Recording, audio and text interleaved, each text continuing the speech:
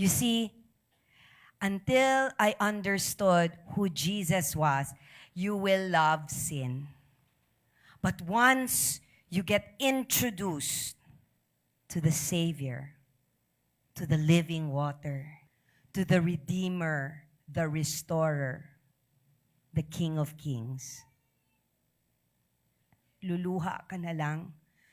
Kasi for the very first time, naramdaman mo ang grasya ng Diyos.